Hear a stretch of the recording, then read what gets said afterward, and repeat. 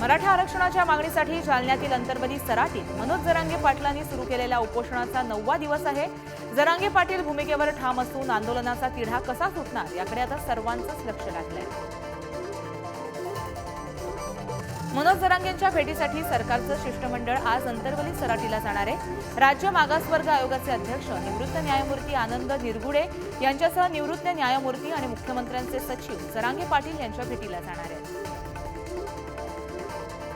उपमुख्यमंत्री देवेंद्र फडणवीस कालपासून दिल्ली दौऱ्यावर आहेत। भाजपच्या केंद्रीय निवडणूक समितीच्या बैठकीला त्यांनी हजेरी लावली आहे। बैठकीनंतर फडणवीसांची महाराष्ट्रातील कायदा सुव्यवस्थेबाबत आणि मराठा आरक्षणाबाबत केंद्रीय गृहमंत्री अमित शहांसोबत चर्चा झाल्याची माहिती समोर आली आहे।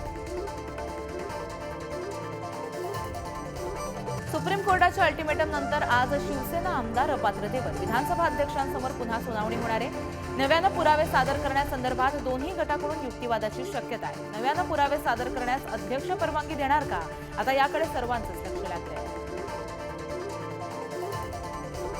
वर्ध्यातील भाजपच्या संकल्प ते समर्थन अभियानादरम्यान एका महिलेनं महागाईवरून संताप व्यक्त केलाय। पंतप्रधान कोण हवा या चंद्रशेखर बावनकुळेच्या प्रश्नावरती महिला संतापली आणि तिने महागाईवरून बावनकुळेंनाच सुनावलं। यावेळी चंद्रशेखर बावनकुळे यांनी महिलेला उत्तर न देताच काढता पाय घेतला। नागपूर खंडपीठाने राज्याचे शिक्षण सचिव आणि उपसचिव यांना अटक करण्याचे आदेश दिले। विशेष शिक्षकांच्या वेतनाची थकबाकी बँकेत जमा न केल्यानं मुंबई उच्च न्यायालयाच्या नागपूर खंडपीठाने अटकेचे आदेश काढले। दौंडमध्ये सुनेत्रा पवारांच्या हस्ते मोळी टाकण्याचा कार्यक्रम होणार आहे। माळेगावमध्ये अजित पवारांना विरोध केल्यानंतर सुनेत्रा पवारांच्या हस्ते हा कार्यक्रम होईल। सुनेत्रा पवार बारामतीतून लढण्याच्या चर्चेमुळे या कार्यक्रमाला आणखी महत्त्व आले। मनोज जरांगे पाटलांच्या सरसकट मराठ्यांना कुणबी म्हणून ओबीसी प्रमाणपत्र देण्यात यावं ही भूमिका मान्य नाही, असं वक्तव्य भाजप ओबीसी मोर्चाचे प्रदेशाध्यक्ष संजय गातेंनी दिलंय। मराठा आरक्षणावर तोडगा काढण्यासाठी विधिमंडळाचं विशेष अधिवेशन बोलवा अशी मागणी खासदार धैर्यशील मानेंनी मुख्यमंत्री एकनाथ शिंदे यांच्याकडे निवेदनाद्वारे केली आहे। बीडमध्ये गेल्या 2 दिवसांपासून इंटरनेट सेवा बंद असल्यामुळे कोट्यवधींचे व्यवहार ठप्प झाले। शासकीय कर्मचाऱ्यांचे पगार आणि पेन्शन सुद्धा यामुळे रखडले। साताऱ्यात मराठा आरक्षणासाठी आज भव्य ट्रॅक्टर रॅली काढण्यात येणार आहे। मराठा समाजानं आक्रमक पवित्रा घेत आरक्षण मिळाल्याशिवाय साखळी उपोषण न सोडण्याचा निर्णय घेतला आहे।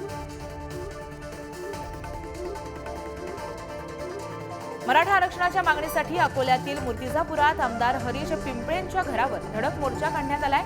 यावेळी मराठा आंदोलकांनी आमदार पिंपळे यांना घेराव घातला आणि राजीनामा देण्याची मागणी केली आहे। काल मुंबईत आकाशवाणी आमदार निवास इथं मंत्री हसन मुश्रीफ यांच्या गाडीची तोडफोड करण्यात आली होती। त्याच पार्श्वभूमीवर आमदार निवास परिसरात पोलिसांचा मोठा बंदोबस्त तैनात करण्यात आला आहे।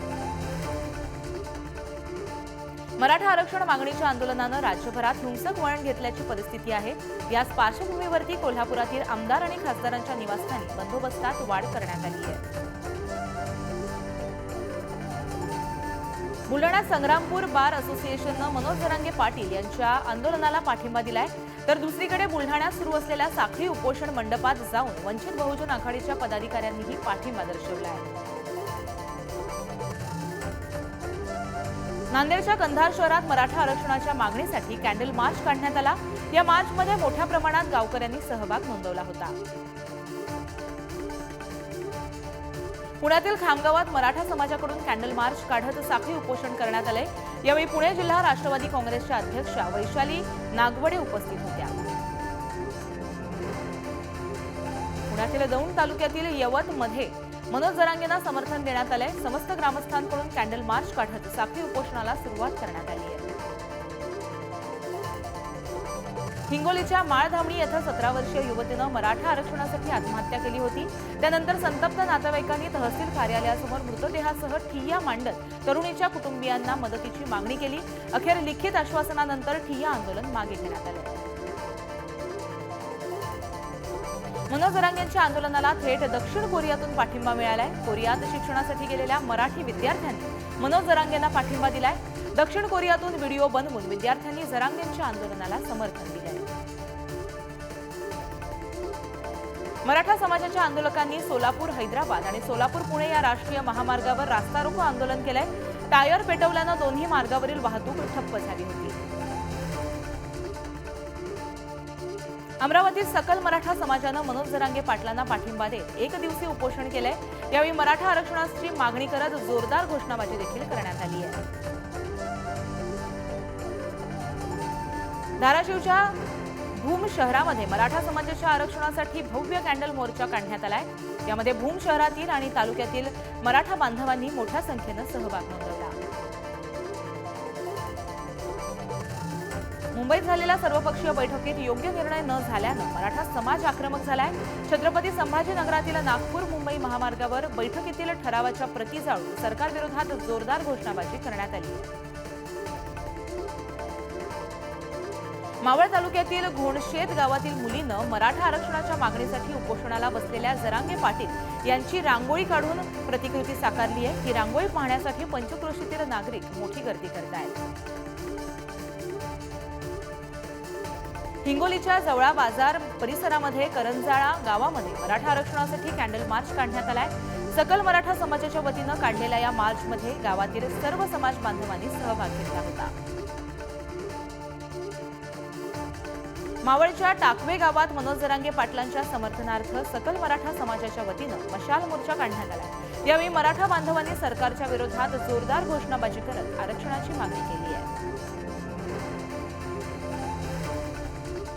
राज्यभर मराठा आरक्षणाच्या मागणीसाठी आंदोलन सुरू आहे।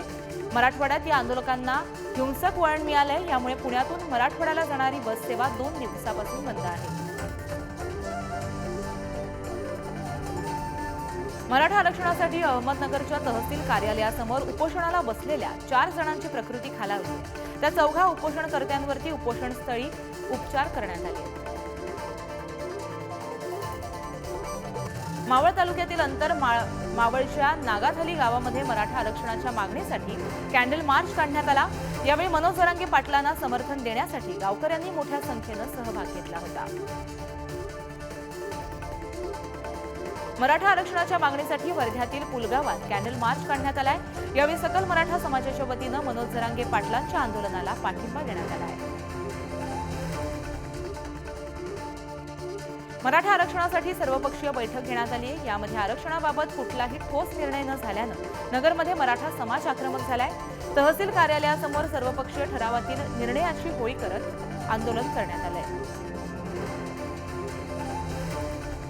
जालना जिल्ह्यात आजपासून 2 दिवस दारू दुकानं बंद असणार आहेत असे आदेश काढण्यात आले।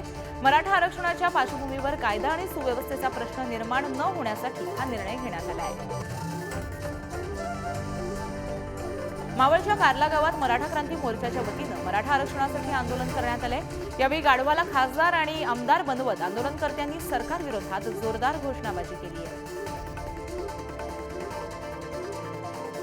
नांदेडच्या लोहा तालुक्यात मराठा आरक्षणाच्या मागणीसाठी जाळपोळ करण्यात आली होती। या प्रकरणी लोहा पोलिसांनी 6 जणांना अटक करत गुन्हा दाखल केला आहे। नांदेड देगलूरचे ठाकरे शिवसेना तालुका प्रमुख बालाजी इंगळेंनी राजीनामा दिलाय। मराठा आरक्षणाची मागणी आणि मनोज जरांगेंच्या समर्थनार्थ त्यांनी हा राजीनामा दिलाय। अकोल्यात पॅलेस्टाईनच्या समर्थनार्थ वंचित बहुजन आघाडीनं 1 दिवसीय धरणे आंदोलन केलंय।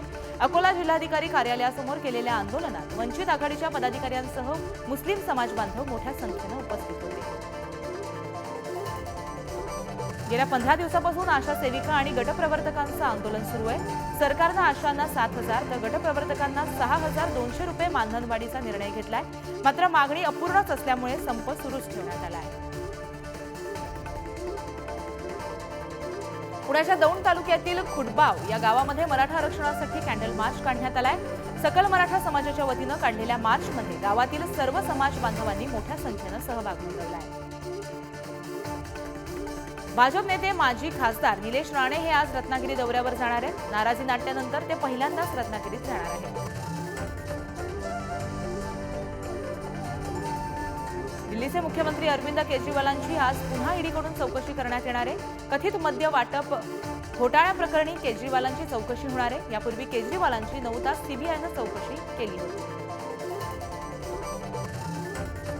आतापर्यंत आरबीआयकडे 2000 रुपयांच्या 3.46 लाख कोटी रुपयांच्या नोटा जमा झाल्यात अशी माहिती आरबीआयनं दिली आहे. तर अजूनही 10,000 कोटी रुपयांच्या नोटा परतण्याच्या बाकी असल्याची माहिती सुद्धा आरबीआयने स्पष्ट केली आहे. मुंबईतील प्रदूषणावर भारतीय क्रिकेट संघाचा कर्णधार रोहित शर्मानं चिंता व्यक्त केली आहे. मुंबईतील वाढतं प्रदूषण चिंतेचा विषय असून पुढील पिढ्यांसाठी मुंबईतील प्रदूषणाची स्थिती घातक असल्याचं तो म्हणालाय. मुंबईची काळजी आपणच घेतली पाहिजे असं आवाहन सुद्धा त्यांनी केलंय. पुणे आणि पिंपरी चिंचवड शहरातील म्हाडाच्या घरांसाठी 24 नोव्हेंबरला सोडत होणार आहे. शहरातील 5,863 घरांसाठी म्हाडाकडे एकूण 60,766 अर्ज प्राप्त झाल्याची माहिती म्हाडा विभागानं दिली आहे. पश्चिम रेल्वे मार्गावर प्रवाशांची गैरसोय टाळण्यासाठी रद्द केलेल्या लोकलपैकी 112 लोकल पूर्ववत केल्यात. यामुळे प्रवाशांना थोडासा दिलासा मिळाला, परंतु प्रवास कोंडी तशीच कायम आहे. महाराष्ट्र राज्य माध्यमिक आणि उच्च माध्यमिक शिक्षण मंडळाकडून 10वी-12वीच्या परीक्षांचं अंतिम वेळापत्रक जाहीर झालंय. 10वीची परीक्षा 1 ते 26 मार्च तर 12वीची परीक्षा 21 फेब्रुवारी ते 19 मार्चच्या कालावधीत होणार आहे. ऑक्टोबर महिन्यात जीएसटीच्या वसुलीत 13% वाढ झाली आहे. जीएसटी महसूल 1,72,000 कोटींवर गेलाय, तर आंतरराष्ट्रीय बाजारात डॉलरच्या तुलनेत रुपयाच्या मूल्यात घसरण झाली आहे. देशातील अनेक उच्च शैक्षणिक संस्थांमध्ये 1,247 नवीन अभ्यासक्रमांना यूजीसीकडून मान्यता देण्यात आली आहे. यापैकी काही अभ्यासक्रम सावित्रीबाई फुले पुणे विद्यापीठातही शिकवले जाणार आहेत. डॉक्टर बाबासाहेब आंबेडकर मराठवाडा विद्यापीठाच्या महाविद्यालयांना आणि शाळांना दिवाळीच्या सुट्ट्या जाहीर करण्यात आल्या. महाविद्यालयांना 5 नोव्हेंबरपासून तर शाळांना 9 नोव्हेंबरपासून सुट्ट्या लागणार आहेत. ओला उबेर चालकांना मिळणाऱ्या कमी दरासंदर्भात आता प्रादेशिक परिवहन प्राधिकरण दर निश्चित करणार आहे. तर निश्चित केलेले दर कंपन्यांना लागू राहतील असा निर्णय कॅब कंपन्या तसेच संघटना यांच्यात झाला आहे. पुण्यात मिळकत कर वसुलीसाठी महापालिकेनं कडक पावलं उचलायला सुरुवात केली आहे. बुधवारी दिवसभरात तब्बल 40 मिळकती कर संकलन विभागानं गोळा केल्या. एकूण 8,81,94,999 रुपयांची थकबाकी जमा झाली आहे. वर्ध्यात युवक काँग्रेसच्या वतीनं युवा संवाद मेळाव्याचं आयोजन करण्यात आलं होतं. यावेळी महात्मा गांधींच्या सेवाग्राम आश्रमापासून बाईक रॅली काढण्यात आली. यामध्ये मोठ्या संख्येने युवकांनी सहभाग घेतला होता. या बातमीसह बुलेटिनमध्ये वेळ झाली एका छोट्याशा विश्रांतीची. तुम्ही कुठेही जाऊ नका, पाहत राहा पुढारी न्यूज.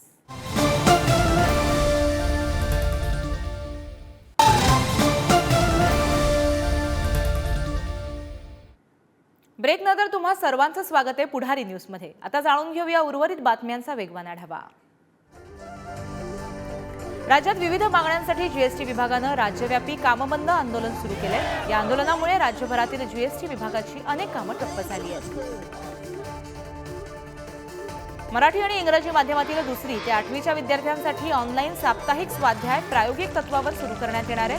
येत्या 4 नोव्हेंबरपासून ते 30 मार्चपर्यंत हा उपक्रम चालणार आहे. छत्रपती संभाजीनगर जिल्ह्यातील विद्यार्थ्यांचा मोफत शिक्षण योजनेला कमी प्रतिसाद मिळतोय. 1,08,000 विद्यार्थ्यांनाच या योजनेच्या मार्फत शुल्क सवलत मिळत असल्याची माहिती समोर आली आहे.